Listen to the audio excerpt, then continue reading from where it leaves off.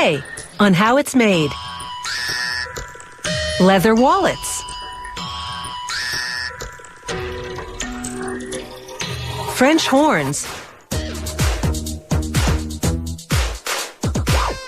Soy sauce. And children's ride-on cars.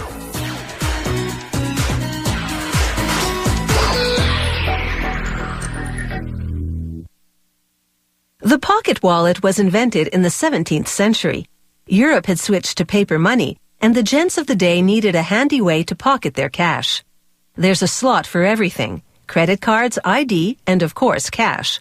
And yet these wallets remain slim enough to fit into a trouser pocket. These fine, handcrafted pocketbooks are made from high-grade, vegetable-tanned leather.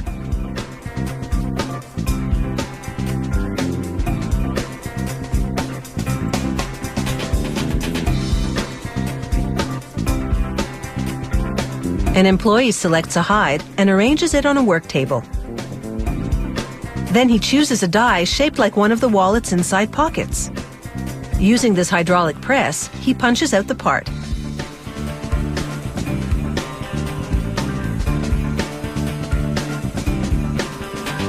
He cuts 11 different components for the wallet's interior, using a custom die for each one.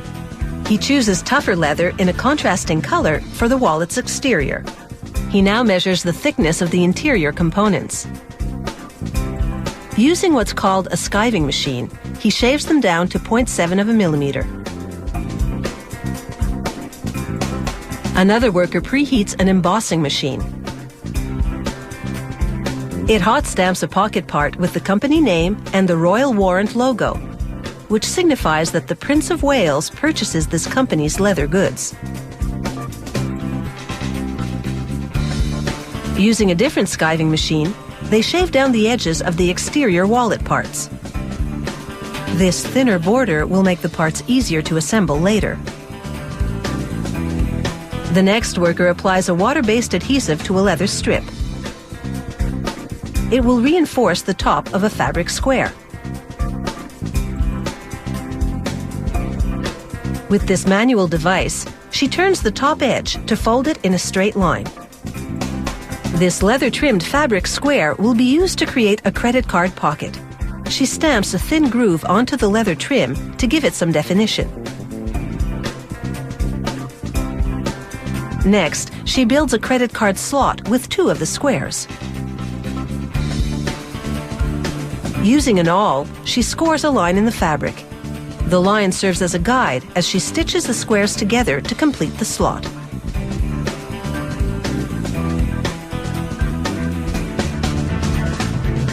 She layers a third leather-trimmed block of fabric to create a second slot. Then adds a leather panel which forms the third credit card slot. She glues and tucks the excess leather over the back of the fabric packet. Then she checks the alignment of the slots with a tool called a bone folder. The next worker sews the credit card compartment together. There are 2 of these per wallet. They glue both compartments to the wallet's spine, made of fabric and leather. This spine is called the bend section because it bends to fold the wallet in 2. She attaches the bend section to a divider for the money pocket. This divider is a bit longer than the assembled interior components to facilitate the bending action. She glues a lining to the wallet's leather exterior. Here, she uses a special hammer to ensure the interior and exterior components of this wallet adhere well.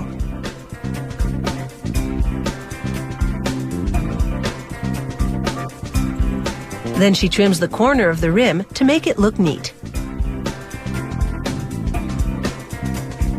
She rounds the corners of the wallet to give them a gentler profile.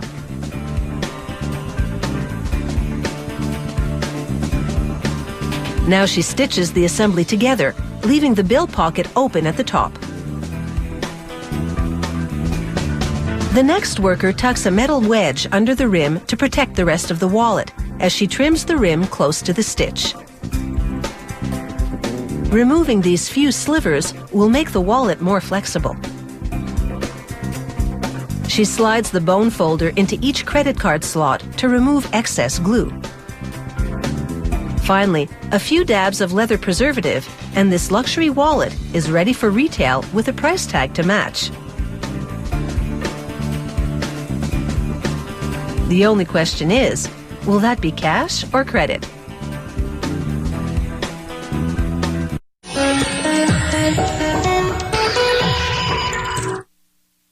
The French horn has a 4-octave range and a distinctive mellow sound. As with other brass instruments, the musician plays certain valve combinations and alters lip tension to produce the right notes. However, on a French horn, the mouthpiece is relatively small, making this instrument one of the most challenging to play. The French horn is made up of nearly 4 meters of coiled tubing, a set of valves, and a flared bell. To make the tail end, they shape a sheet of brass around a steel mandrel, then braze the edges together to form a tube. With a burnishing tool, an artisan rounds out the shape. Next, they lubricate a brass disc as it spins on a lathe. Using a variety of tools, they shape it into a bell.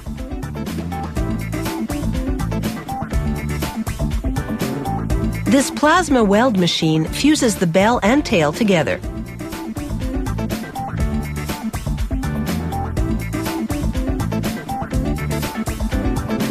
Back on the lathe, they trim the diameter of the bell, then roll the edge into a rim called a bead. This reinforces the bell.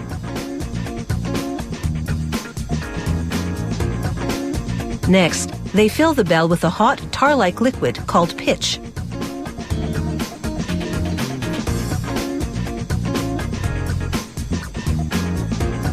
Once the pitch cools, they put the tail into a forming block and carefully bend it. The hardened pitch provides support, preventing the tail from collapsing.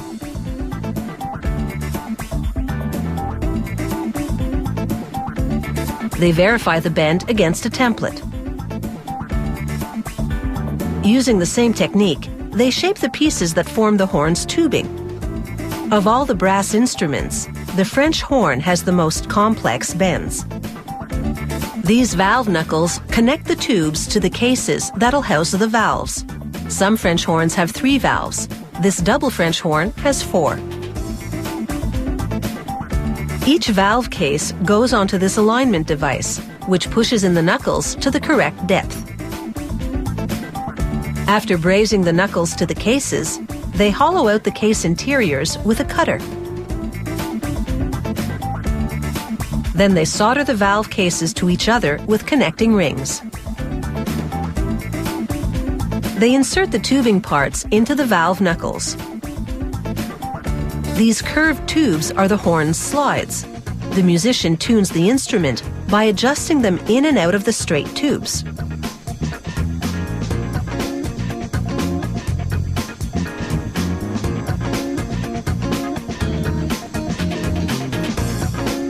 After soldering the straight tubes to the knuckles, they remove the slides for now to make other areas accessible. Then they solder this partially assembled valve section to the tail and bell.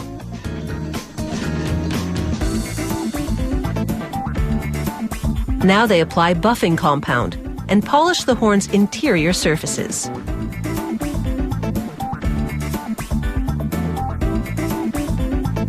They polish the more accessible surfaces with a cloth buffing wheel. Then they wash off the compound and coat the entire surface in a protective lacquer. Now final assembly of the valve section can begin. They install rotors in the valve cases and levers to activate them. Unlike piston valves on a trumpet that move up and down, these valves rotate to direct airflow through specific tubing combinations. A lever connects to each valve via a rod and nylon cord.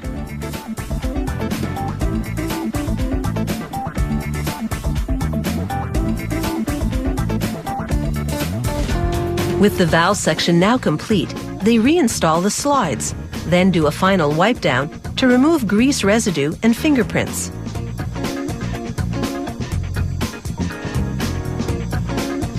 This pristine finish complements the superb sound quality.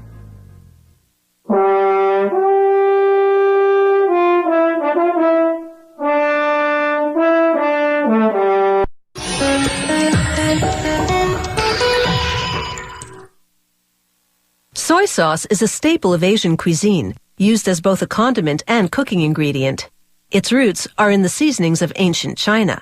Today you can buy artificial or chemically enhanced versions, but authentic soy sauce is all natural and made the traditional way by brewing soybeans and wheat. At this small soy sauce company, they use the centuries-old slow fermentation method and just 5 ingredients: soybeans, water, wheat, sea salt, and yeast. They begin by pouring soybeans into a cooking device called a steam kettle.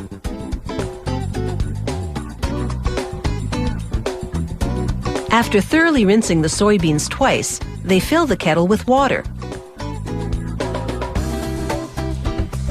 Then close the lid and boil the beans for 4 hours.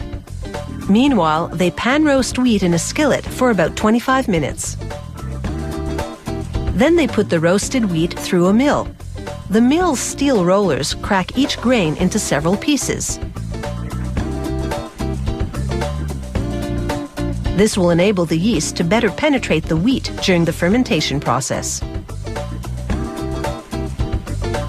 When the soybeans are ready, they take them out of the kettle and spread them out in large trays to cool.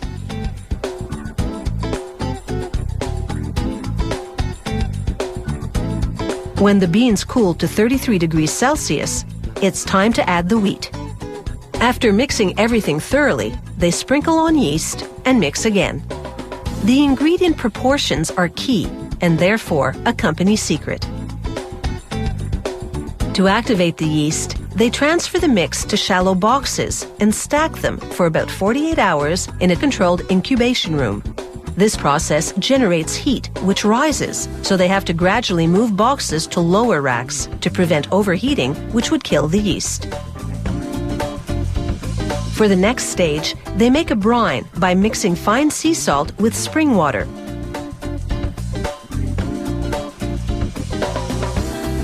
To give its soy sauce a distinctive taste, this company repurposes bourbon barrels from local distilleries to use as fermentation vessels. Traces of bourbon in the wood permeate the mix as it ferments, imbuing the sauce with a subtle smoky and sweet flavor.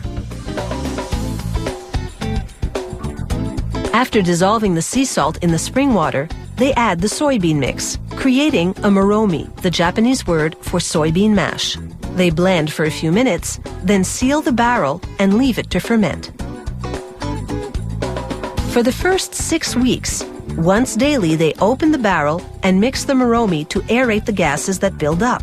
This keeps the yeast active and helps develop the flavor. Then after that, they open and mix just once a week. After 12 long months of fermentation, it's finally ready. They open the barrel and mix one last time.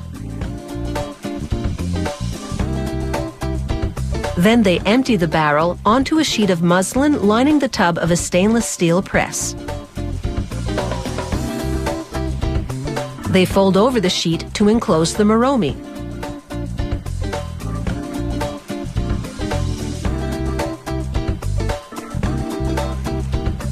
Then lay down planks of wood to form a solid surface.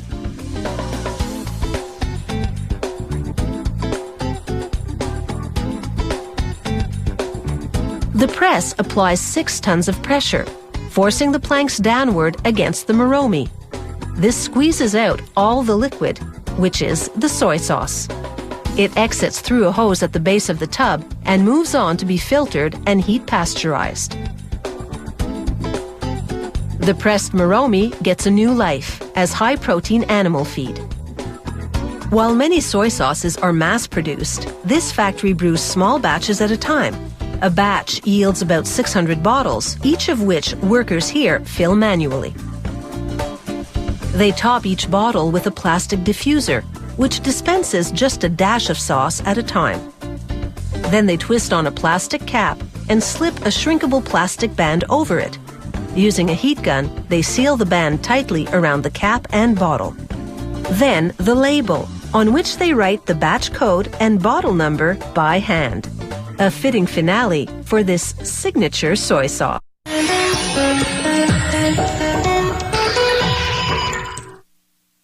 Children's ride-on cars are, quite simply, fun to drive. These molded plastic cars come in hot colors and often have a friendly face on the front. These cars have character, and that's why it's often bumper to bumper at the neighborhood playground. There's nothing like that new car feeling, especially when it's your first set of wheels. Like many toys, the appeal of the ride-on car lies with children's desire to emulate adults. And behind the wheel of their own little vehicle, a child can feel all grown up. Today's child-sized coupes are synthetic creations. They start with plastic resin pellets. They mix in chemical additives and recycled plastic and grind it all into a powder. The powder funnels into a shaking sifter, which screens out large pieces the grinder missed. It then flows into a big blender. The plastic powder looks a lot like pastry flour, but not for long. The next ingredient is the colorant. There are various vivid hues to choose from.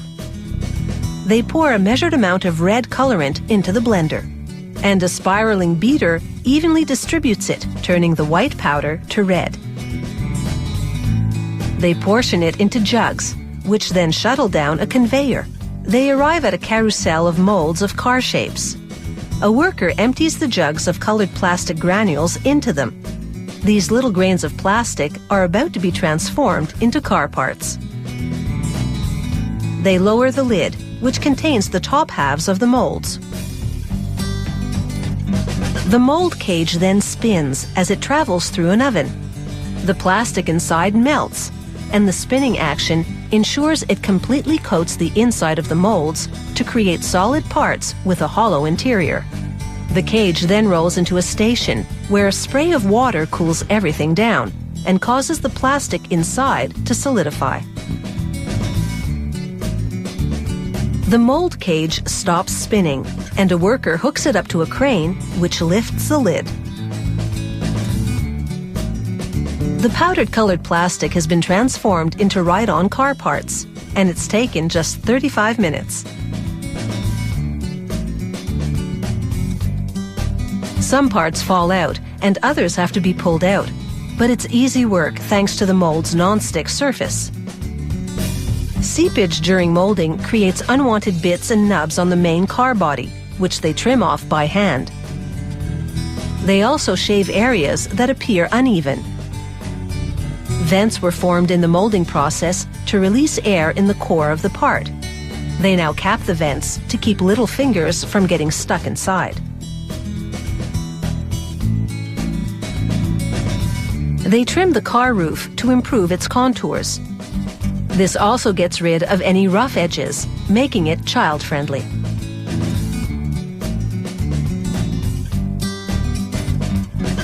They fit company medallions into slots in the roof pillars. And they do a bit more trimming to improve the profile of the parts. Drills now work in concert to bore assembly holes into the main part of this coupe. An employee then blasts out the plastic shavings with an air nozzle. He applies a sticker with production information on it and then does a final inspection. If he's satisfied with the quality, he applies another company logo. Now flames lick the plastic roofs and doors as they briefly torch them. They melt the surface just enough to give it a shiny veneer.